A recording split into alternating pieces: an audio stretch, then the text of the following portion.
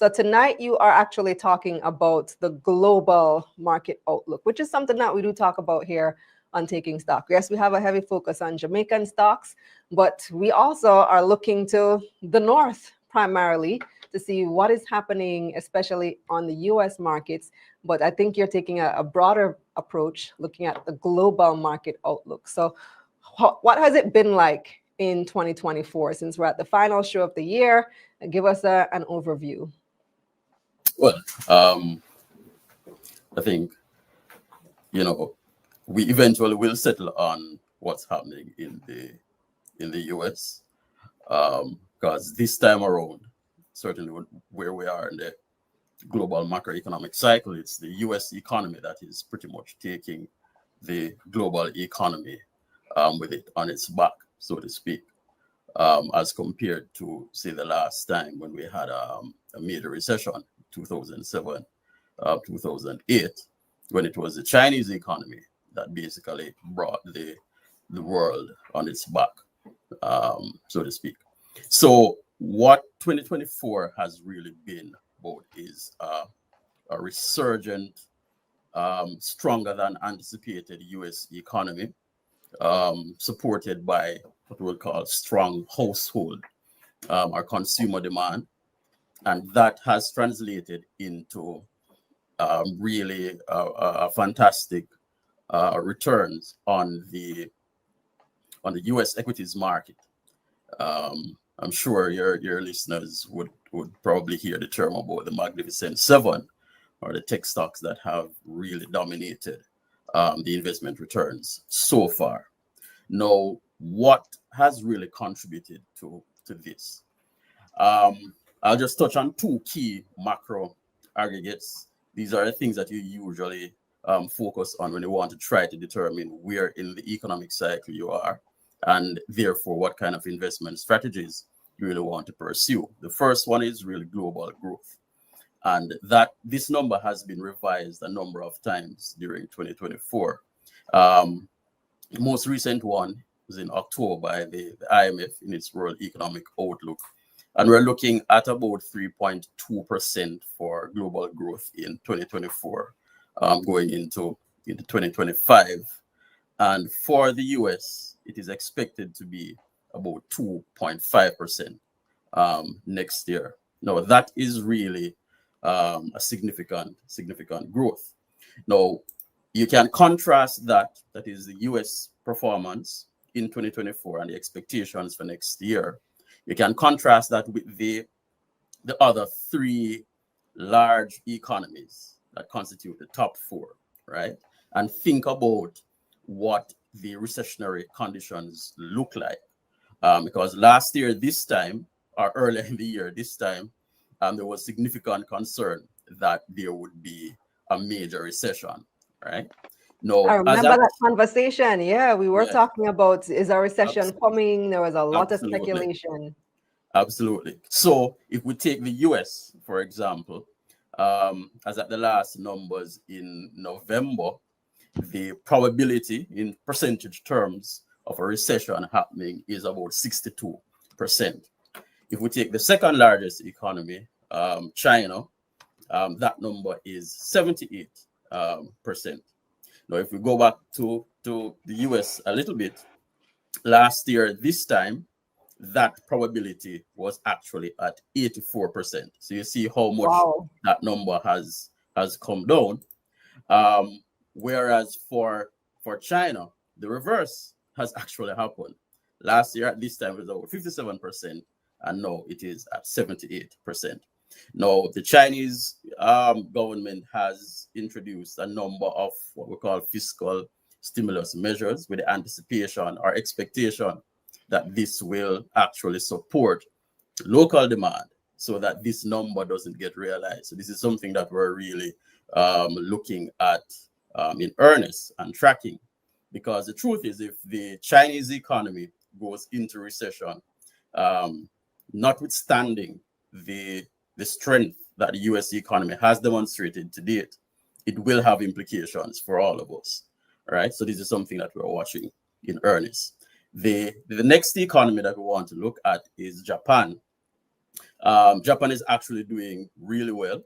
The expectation there is about 33%. It hasn't changed that much year over year. And again, Warren Buffett has demonstrated his investment acumen here by going into Japan very early last year and has positioned quite a bit of Berkshire Hathaway's portfolio in Japanese assets, and he has gotten a windfall there. But we had that whole situation in Japan just a couple months ago where they had, was it negative interest rates, and that caused a whole drama on the global markets. Well, the thing about Japan is because it has had so much, just to so that our listeners can really relate to the information. They have so much resources, so to speak, right? That even when we're going through the pandemic, they did not have the level of inflation that the world saw. So consequently, they were still in real terms having negative interest rates. So, but when interest rates became a little bit more positive there, what that effectively means is that everybody who was investing in US dollars finally had some positive returns or incentive to invest in the yen. Now, what it means is that if you have large institutional investors, such as some of the sovereign wealth funds, moving away from the USD to yen-based assets, then it is going to cause some significant disruptions. So that was really the basis for that little gyration we saw in the global economy at that point. Now it has kind of abated somewhat because other markets are actually offering very good and attractive assets, such as in the UK as well. It has taken away some of the focus and attention from Japan. And the final economy that I would probably just want to introduce to us here is Germany. Now, Germany is the worst of the four. Theirs is at 80%. And for a very long time, Germany was 80% likelihood of a recession. Likelihood of a recession, right. And that has increased just marginally from 78% this time last year. There was a time when we would call Germany the sick man of Europe until Angela Merkel came aboard as a chancellor there, and she did a spectacular job of humming, the manufacturing engine of Germany and got it really, really going from about 2010, 2011 until she departed office in about 2018 thereabouts, and Germany has pretty much taken a nosedive since then. Now, Germany is a pretty strategic economy to all of Europe. So to the extent that Germany enters a recession, which it seems like it is definitely on course to do, then all of Europe effectively will be drawn into it, which is one of the primary reasons why the European Central Bank, the ECB, is moving at a more aggressive clip in reducing interest rates as compared to the Federal Reserve in the US. Now, I've said all of this. What does it really mean in practical terms for you as investors? The first is that US equities will remain attractive over the financial year 2025, possibly into 2026, just given the nature of the economic growth and strength that we're seeing. And there is the factor of President Trump, or President-elect Trump, and he has started off as he did the last time with so big factor. Right. Factor, I would say. Yes. So that's a very interesting thing. Now, this time around, Trump is actually going by the same playbook, and effectively we're seeing assets pricing and moving almost similar to how we saw them in 2016, 17, and 18. And I'll give you some examples. And this is how we can actually position our portfolios to do so. The first is actually financials, right? You would expect that with the Federal Reserve actually reducing interest rates, then financial companies would actually be poised to perform, right? That was the expectation in 2016. And for a little bit, after the elections in 2016, the financial sector actually performed well. You can look at the XLF, which is the index that tracks the financial space, and it's something that you can invest in. Didn't perform very well, and we're actually seeing the same trajectory this time around, even if we're thinking about the impending deregulation, the reduction in interest rates, etc. So this is one space that we can look at, because it has the possibility, I would say 50-50 likelihood of actually market performing, that it will give you some positive returns, but it will not be extraordinary. So that's one. Two is technology. Now, technology was a significant outperformer in 2016, 2017, and 2018. It is following the very same trajectory. Now, if we look at the SLK, which tracks technology companies, year to date, the XLK is up close to 30%. And we anticipate that this will continue. Why do we say so? Well, there are a number of reasons. AI is not just a fad this time around. AI actually has some significant tailwinds and structural drivers that is supporting AI across the full spectrum. One of which is the 1.3 trillion fiscal stimulus bill that was signed by President Biden in 2022.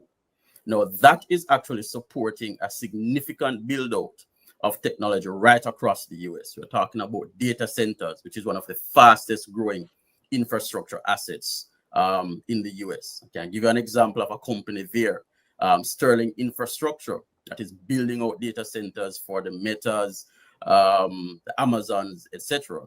That stock is up over 190% year to date. There's also Celestica, which is sorting out the supply chain issues in the AI space, that is up over 200% year to date. And most of the tailwinds behind this is actually the fiscal stimulus from President Biden's bill of 2022. And the good thing about it is that there is significant backlog of projects that are expected to continue into the foreseeable future. And we don't anticipate that President Trump is going to unwind this particular program. Based on the numbers, we are seeing about north of 500 billion of that money that is left to be spent. So you realize all of that will get translated into data center AI spend right across the board. And of course, we're hearing about the Department of Government Efficiency headed by Elon Musk. Again, just from our regulatory perspective, there's significant tailwinds behind the tech space. And the final element of things this time around is that industrials are actually going to market perform. And year to date, the industrial sector, which is proxied by the XLI ETF, which you can buy directly, this is also doing very well, because again, this is being supported by the actual fiscal stimulus and the drivers therefrom, which is basically just a broadband infrastructure that is being built right across the US. So if you can't invest, or you don't want to take those direct exposures in single names or through the ETFs, Barita actually has a very good product, which is called FX Growth Fund, that is up just under 30% year to date, 30.8% actually. And that invests directly in US equities, right? So this is something that your viewers can actually research, and if they are so inclined, can definitely take some look into. Tell us again what it's called. The what fund? The FX Growth Fund. FX Growth Fund. Yes. All So right, I'm going to put it in the chat. Yes. And the final thing that I will end with, Kalila, just to see what is happening in the macro background and how that translates into your portfolio, is that there's also a space for fixed income, right? Because even though interest rates are coming down, the expectation is that the uplift in fixed income returns is going to be capped somewhat, because inflation is still a bit more resilient than we kind of expected, and therefore the magnitude of rate cuts that we anticipated, say, a year ago is not coming to fruition, even locally here in Jamaica. But there's still a space for fixed income in your portfolio. This is something that we always emphasize. It has to be a portfolio context. Think about your portfolio as a basket. You have some pumpkin, you have some yam, you have, that kind of thing in there. You want to mix it up so that they provide a support and balance for each other. Because fixed income typically just supports the more riskier assets that you have, which are your equities. So one way you can play this market is through your the FX bond fund. Is another fund that we offer here at Barita. Over the last 12 months, we're up about 5%, and this is on US dollars, right? So if you have one portfolio on the equities side, giving you 30%, again in US, and you have 5% on your fixed income, and the good thing about fixed income is that if there's a pullback in your equities, then the fixed income effectively cushions or helps you to cushion that blow. You can think about fixed income in your portfolio almost like the shocks, on your car. It helps you to go through those potholes, right? A pothole is a topical thing now, right? I'm not sure if, well, pothole not going down that road, right? But it helps to absorb those shocks. And the final thing that I will say again too is that alternative assets have become something of in vogue, so to speak. It has a place in your portfolio as well. Real estate is a very good way to play the alternative space, and we also offer some exposure here in Barita through our real estate fund, which year to date is up about 40%. Right. I should say, however, that this kind of return for the real estate fund is not necessarily expected to continue in the foreseeable future, though we expect above average growth. But when you put all of this together in a nice portfolio and you have a kind of long-term orientation, this is a very good way to actually grow your wealth.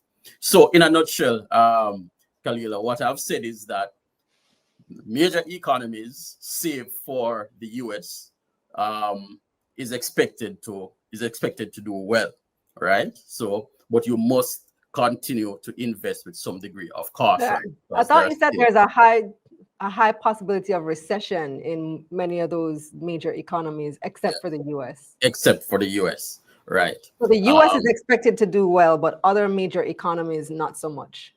Absolutely. So that's correct. That's correct. So given that, it is expected that you should still put your capital to play. Don't sit on the sidelines, because here's a final point which didn't come through here fully. I didn't go through, but I'll just use a minute just to indicate how we think about recessions. So there is actually a recession debating committee in the US, and how you typically measure a recession, we use 3 Ds. We look at the depth, the duration, and the dispersion.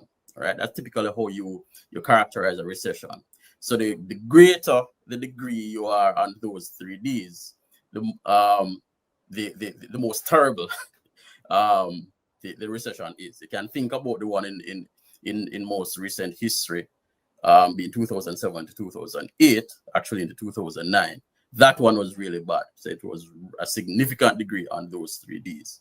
This time around, just based on the nature of the resilience that we have in the financial system globally, just in terms of liquidity and capital levels, as well as what we call the consumer balance sheet. They are not very leveraged as they were going into the recession in 2007, the US being a case in point. where you have people with terrible credit scores getting some really fantastic mortgages. When things go haywire, then it's going to blow up the system. That doesn't obtain today. So the thing is, even if you have a recession, it is going to be what we call a garden type recession. In other words, I saw a very nice term for it recently. It is going to be a rolling, slowing down, right? So you know the economy is slowing, but it is not something that is going to put you out of kilter. So having said that, it means that there is still the opportunity for you to be quite judicious in putting your capital to work in strong companies. We always say companies that have very good balance sheet, just in terms of the level of debt that they have there, very good, capable and experienced management, and in sectors that prove to be quite resilient. Once you can do that, I think we can get through any kind of slowdown safely, and are well poised to take advantage of the eventual upswing. So I'll stop there. Yes, all right. Thanks, Richardo. Lots of great points made there.